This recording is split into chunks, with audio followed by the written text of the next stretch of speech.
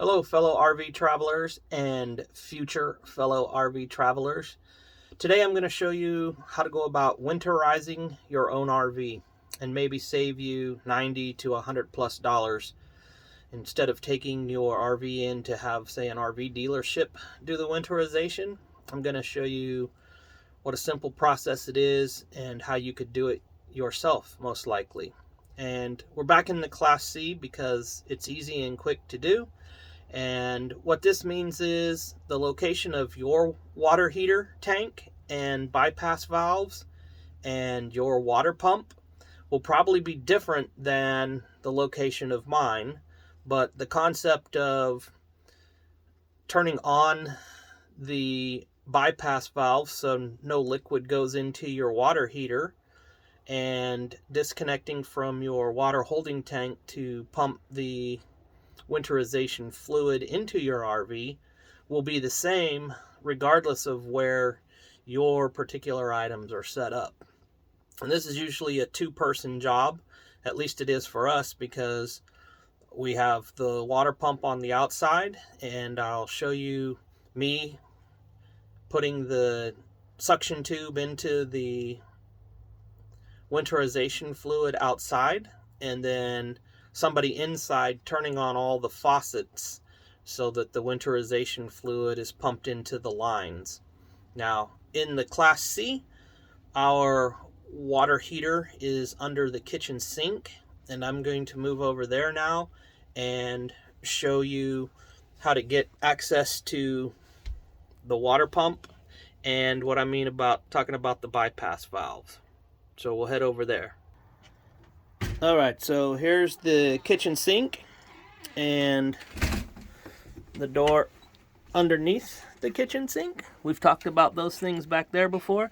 Now, you will probably find your water pump behind something that says, "This is not a storage compartment." Alright, so we have long ago removed this wooden barrier. It usually sits like right here and is screwed in, and so you open your door and you see that, and this is not a storage compartment, but we've long ago taken that down. We just would keep it back there like so, and then store kitchen items in this area. But you have to take that out, and then you can see the water pump back in there. And there are 3 bypass valves going into, not the water pump, the water heater. There's 3 bypass valves. And if your RV is currently working and you're currently getting hot water, then the easiest way to know how to turn your bypass valves is turn them all the other way, right? And then you won't be getting any water into or out of your hot water heater. So that's the easy way I remember. Just turn them the other way. And then when you look at them, you can see the knob right here. And if the knob is in line with the pipe, that means the water will flow through that pipe. And if you turn the knob like so, not in line with the pipe, that means the water or the liquid will not flow. You've blocked the pipe. So for us, I just blocked the flow of water into the hot water tank. But we still want flow. So we have down here the bypass valve, and it's currently blocked. But in this case, now that we're going to winterize, we want that valve open so that the winterization fluid will flow. So we're going to turn this valve the opposite way. So now you see that that valve is open and the liquid will flow. And then the hot water comes out and goes around the RV on that line right down there. And you can see that that valve is open because it's in line with the pipe. And so we just need to know, turn it the other way. And so that will look like this.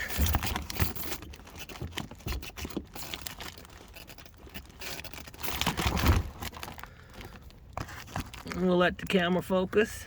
And now you can see that valve is turned not in line with the pipe. So that water is shut off. So no water or no liquid will come out of the hot water tank because it's closed. And no water or no liquid will go into the hot water tank because it's closed. But the fluid will come past and will loop around to the rest of the RV because this bypass line is now open. So now we'll go outside and I'll show you how to get the antifreeze, well, the winterization fluid ready to circulate through your RV. So we'll head out there and get that done. Okay, now we are outside and we are back where the water pump is located on the back of the Class C. For us, it's in a locked container. So I'm going to get this opened and show you the water pump. Okay, so here we have the water pump, right? This is the water pump. This is the water tank. These are those water sensors that you always complain don't work or don't give accurate readings. But we're not here to talk about that. We're here to talk about getting the RV winterizing antifreeze into the RV and run through all the pipes inside the RV so nothing freezes in there during the winter. So I just keep this hose, right? Here's the hose. It's got the screw-on connection right there. I just keep this hose in the water compartment, right? I just keep it in there. We're going to use that. But what we do first is make sure your water tank is empty, right? You got to drain your water tank, and then you find where the water tank hooks to the water pump. And this is it right here. So I'm going to disconnect that little line from the water pump. And it's just something that you screw on and off. You can see that I'm using my hand to do it. And when we put it back on, it's just going to be hand tight as well. Okay. Well, there's a little bit of water coming out of it. Not a problem. We kind of expect that. Okay, so now I've disconnected. Right, there's the water tank. 40 gallons of water can be stored in there. That tank is empty, right? We don't want any water in the water tank freezing inside the water holding tank. So I drained that tank. And then there we are, disconnected. So water from the tank running through that short little pipe into the water pump. But now we want to pump the antifreeze, the RV winterizing fluid, through the system. So here's that little hose, and we're going to screw it on. I may have to stop the camera to screw it, to use two hands. So I'm going to do that, and we'll come back when it's screwed on. Okay, now we have that clear hose that I was showing you threaded onto the RV pump. All right. Now we're going to take the hose from that little pump, and we're going to put the end of the hose down into the winterization fluid. All right. So I'm going to pause, get that done, and we'll come back. Okay, so now the hose is down inside the winterization fluid, and the hose runs and is connected to the water pump. And now we're going to turn the water pump on, right? Because that's what's going to suck the water out of the antifreeze bottle here. And you're going to see and hear the fluid begin to flow through the pump and up into the RV. So remember, you got to turn your water pump on. There goes the water pump. There goes the antifreeze. And it's starting to go up through the pipe. So the water pump is on, and the faucets inside the RV are now on and pumping the antifreeze through the lines in the RV. And I'll go in and I'll show you what it looks like on the inside, how you know that you've used enough of the antifreeze fluid to get to your different locations in the RV. All right, we'll come back for that. All right, so here we are in the bathroom, and I'm just going to show you, right, you turn on, see that water coming out of the lines? Usually our bathroom and the hot water is the longest line. So we are replacing the clear water in the line with the winterization fluid. See how it's starting to turn pink? That's how you know you've got enough RV fluid in there, is the pink starts coming out instead of the clear water. All right, and then you go through and you do that with your cold water, you do it with your toilet, you come in, you do it with your shower, right? You use your hot water, your cold water. All that needs to get the pink fluid flowing. You come in, you do it with your kitchen sink, right? So this is what we first did. So pink fluid comes right out, so good. Pink fluid comes right out, good. That means we've replaced the clear freezable water with the antifreeze that's good down to -50 degrees. So I'm going to go back outside because this RV needs more than one bottle of the antifreeze to do all of the lines. So I'm going to go back out.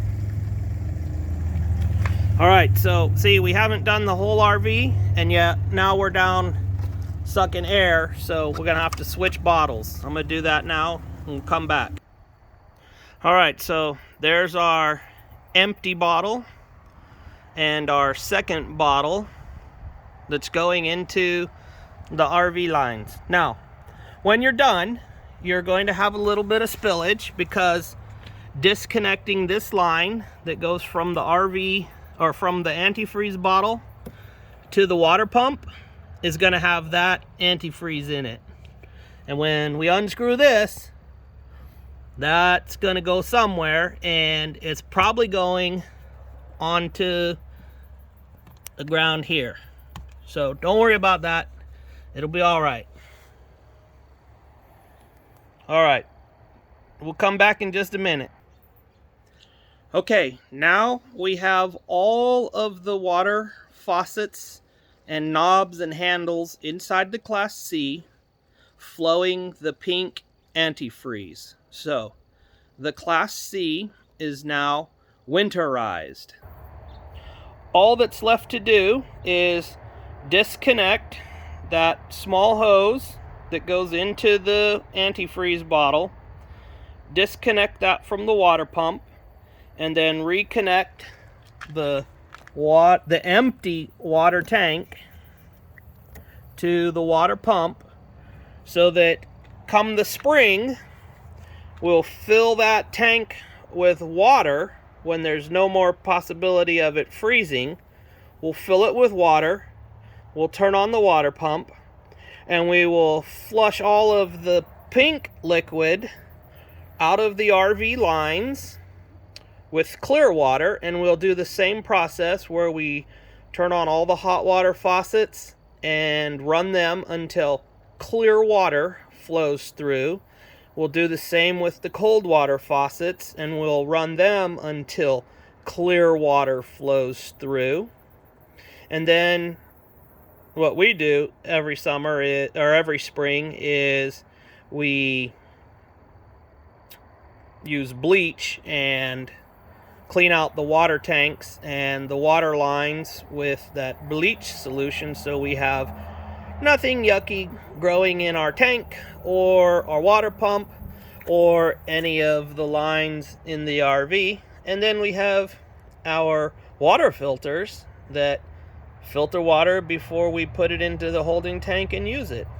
So when I told you we drained the water tank on my Class C, this is the valve for draining the water tank, right? There's an external drain somewhere on your RV and your water tank. And here we just turn it one way and the water drains out. And then when everything's drained out, we close it back up and nothing drains out. So a pretty simple process.